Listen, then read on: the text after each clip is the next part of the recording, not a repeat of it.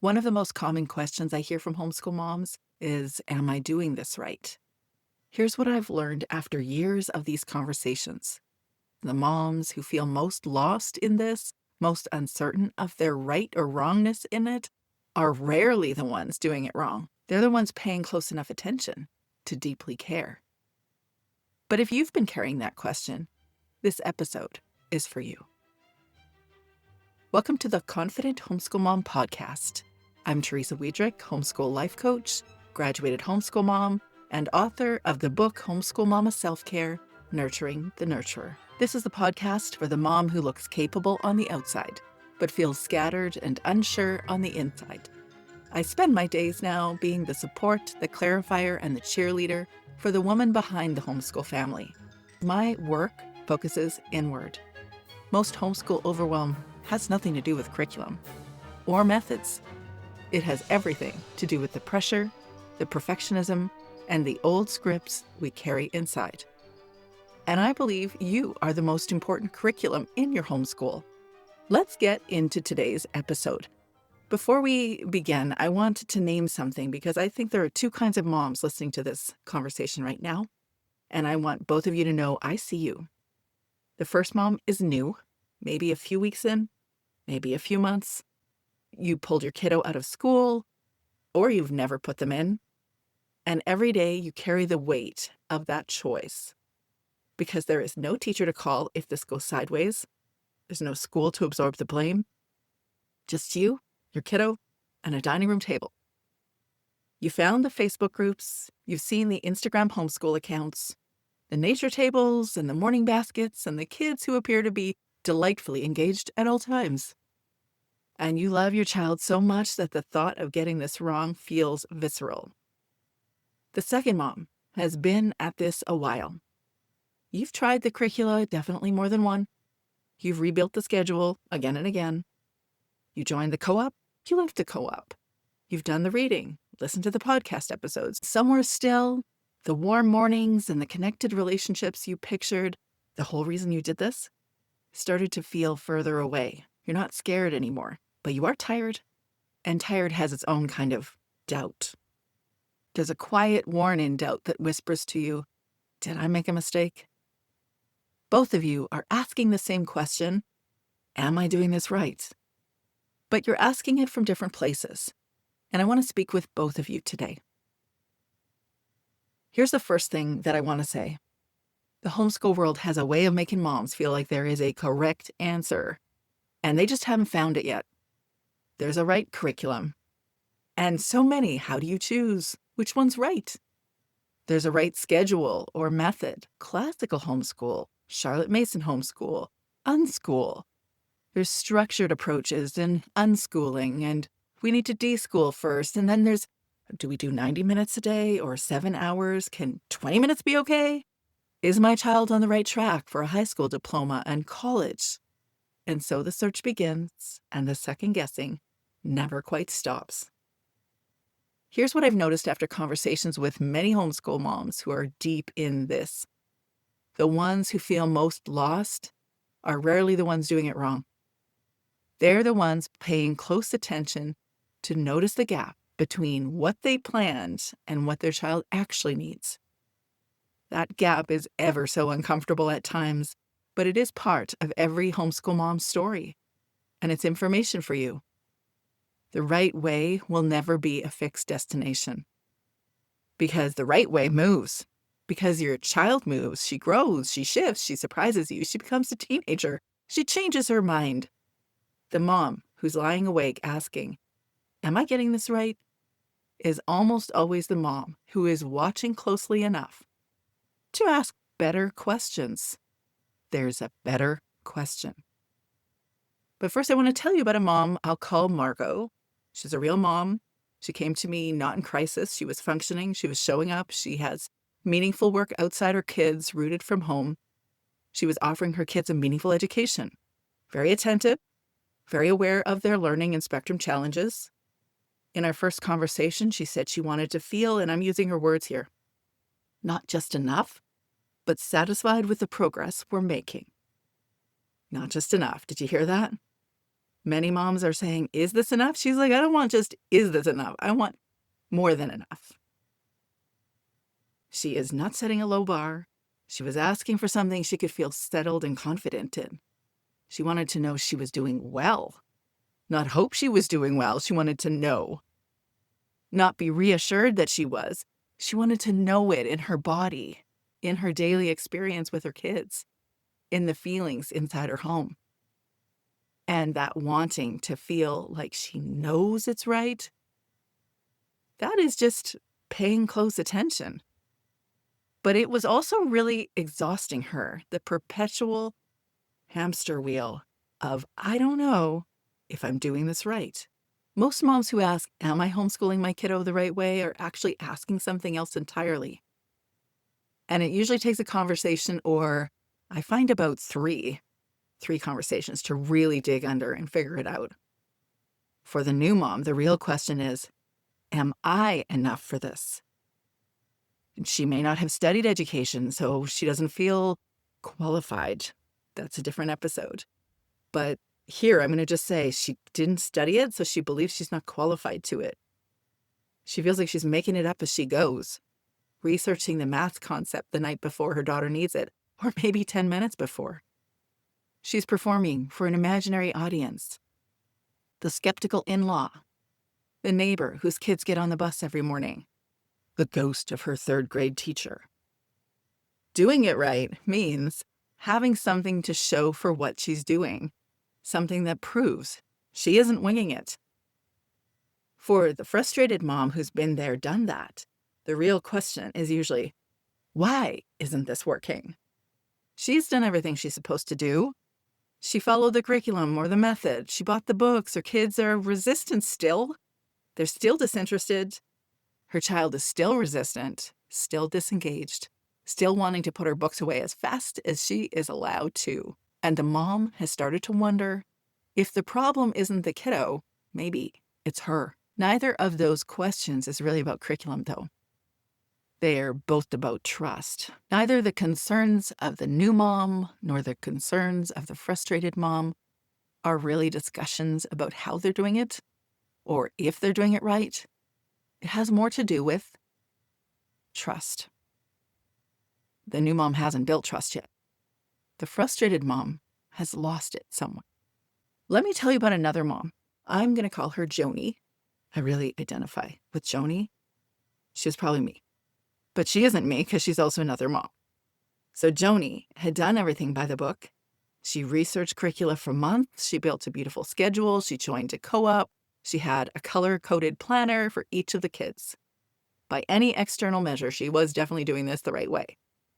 And yet her daughter, bright, curious, 12, was disengaged, resistant, going through the motions most of the time, just waiting for the moment she could put her books in her basket and go play. And when that kiddo was showing a lot of resistance, Joni told her, for as many minutes as you will sit with that workbook, you have access to a screen. And though it worked, it also proved to Joni she would get that thing done only and because there was a screen involved. Joni kept adjusting the external pieces. She would get different workbooks. Sometimes she used different incentives. Maybe she was a little more flexible on some days, especially when mom, Joni, had less bandwidth. And some days she felt less flexible.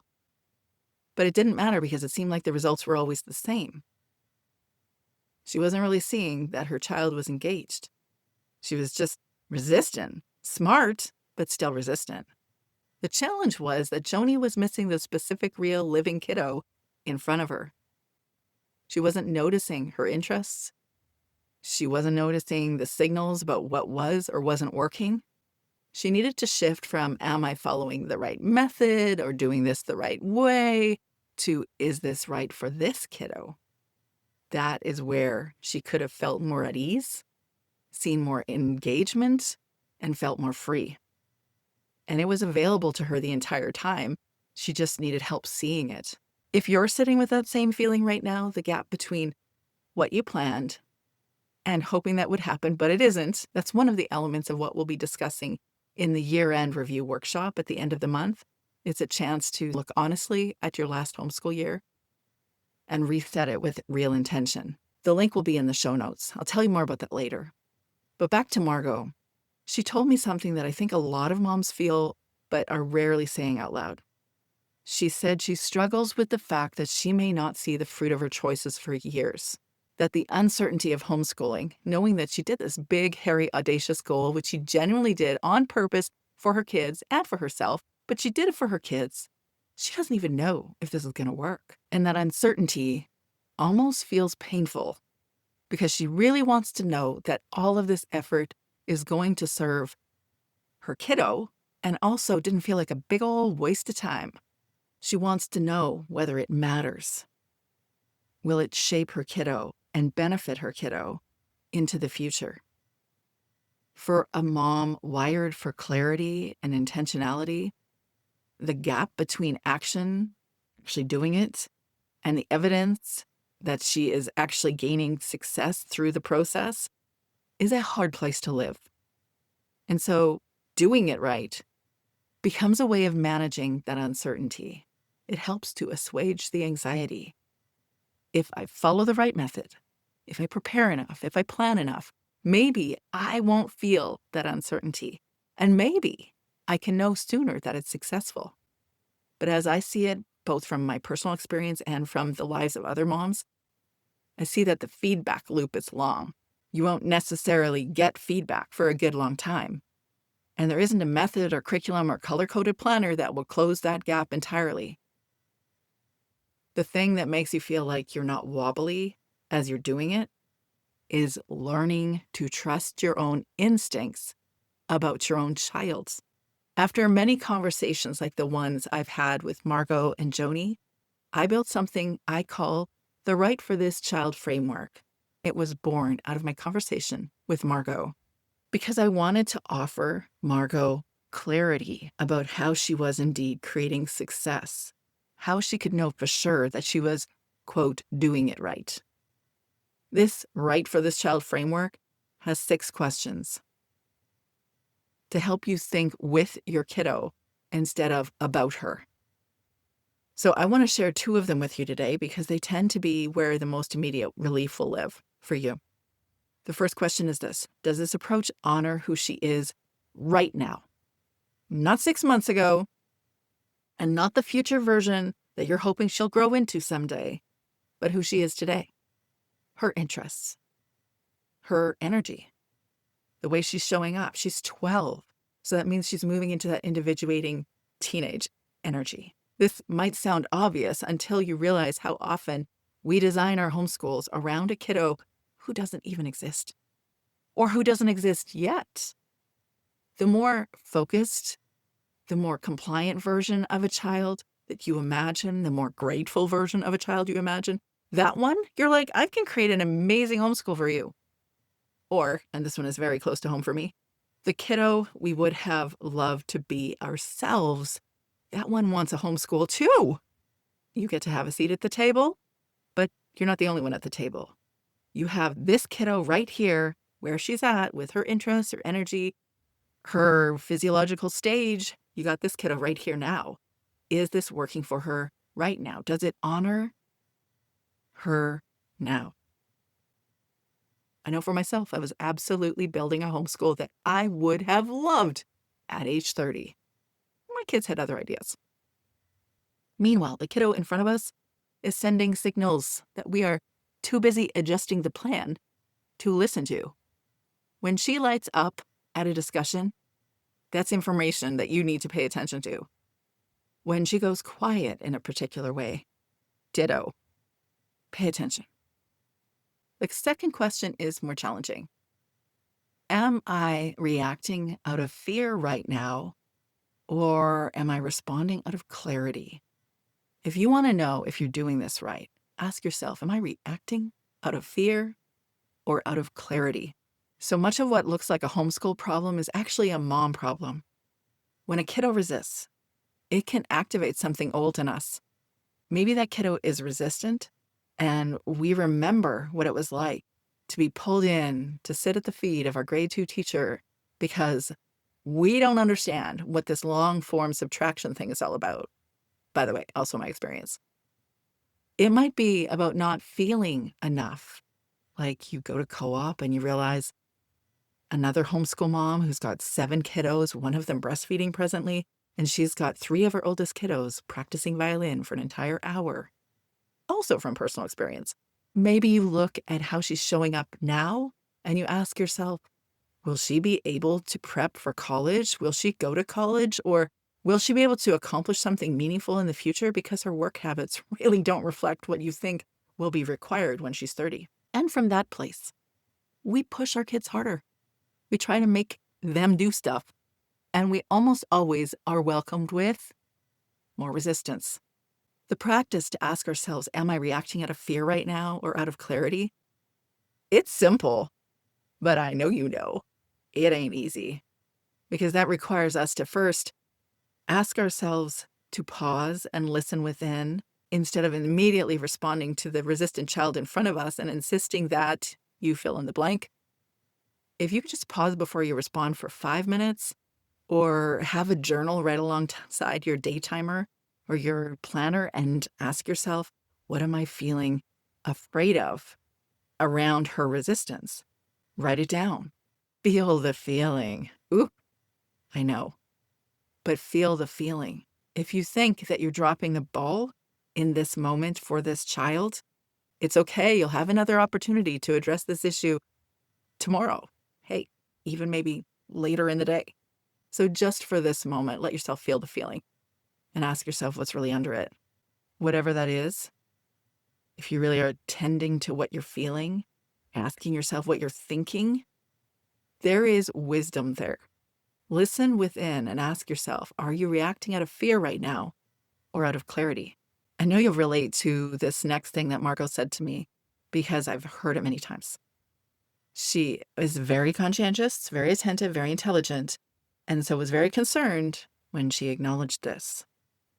I feel like I'm giving my daughter permission to slack off by Margot feeling like she's not perfectly prepared and expecting the perfect activities and actually expecting perfect follow-through all the time, consistently, 360 days a year, minus Christmas. She felt she was letting her standards fall. And that in doing so, she was teaching her daughter to lower her standards too. Do you relate? She had taken her own very human moments of being stretched thin and turned that into evidence that she was failing her kiddo. That's what happens, how we concept things when someone says to themselves, there always must be a perfect standard. I must hold to it consistently. Right becomes not just a goal, but the only place she feels safe. So to every mom who identifies or resonates with this conversation or resonates with Margot, I want you to know that you're not failing because they're being a human. You're modeling what it looks like to keep going when things are hard. Perfect consistency isn't a thing. In fact, I would argue that if you were to ask all your teacher friends how consistently they can follow through with the curriculum every day for their 180 instructional days, they're not hitting it all the time. And yet we're often trying to hit well beyond 180 instructional days. And I ask you, how much is enough anyway? And what's your rubric on that? But also, how do you know you're failing your child? Like, explain to me how you're failing them. Because you're not being perfectly consistent? Because you didn't look up the math concept the night before?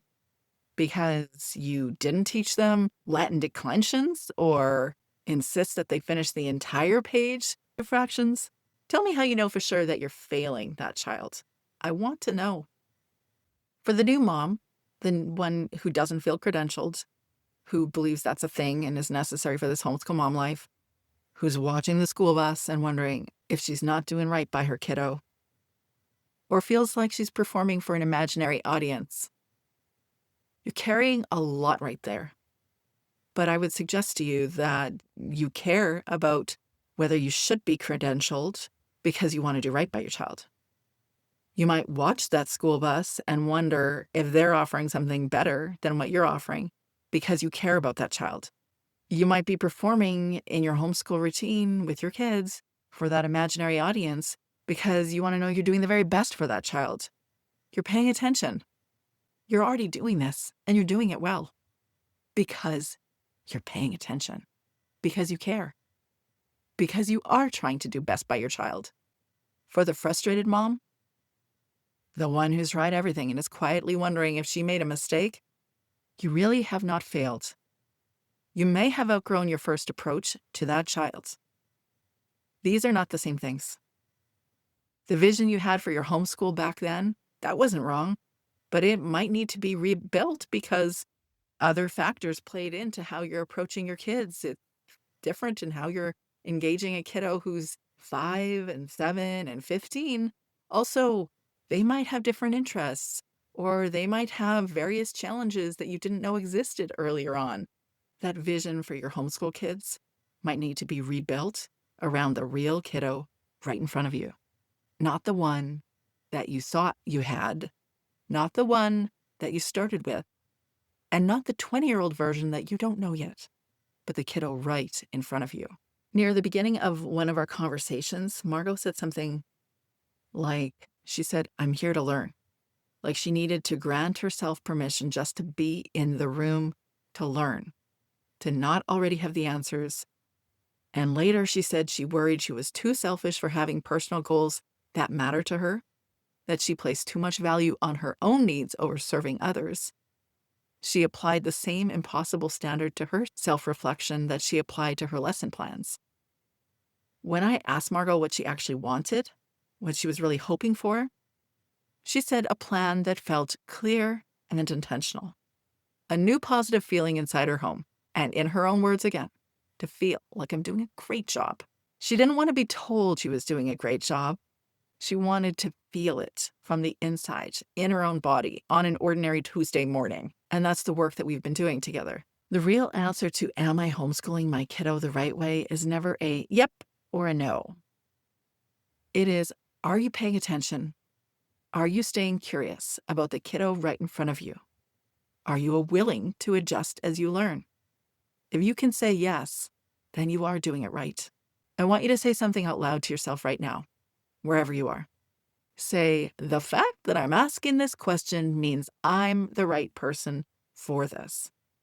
Say it again. The fact that I'm asking the question means I am the right person for this.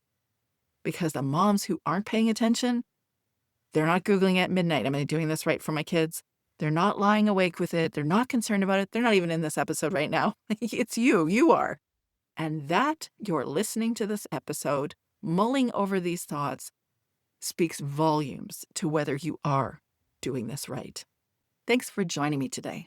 I'd love to hear how this episode landed for you. Shoot me a message on socials, or better yet, share your thoughts in a podcast review whenever you listen to this episode. I want to remind you that you matter in your homeschool life, not just as the educator, the planner, the one who holds it all together, but as a whole person with needs and desires and a life worth nurturing. Every small intentional shift you make ripples outward into your kids, your home, and your sense of self. You don't have to overhaul everything to become a confident homeschool mom. You just have to take 1% shift toward alignment. That's what we do here on the Confident Homeschool Mom podcast together. If today's episode resonated, please hit subscribe so you don't miss what's coming next. And if you know another homeschool mom who's carrying too much, share this with her. It might be exactly what she needs. We'll see you next week.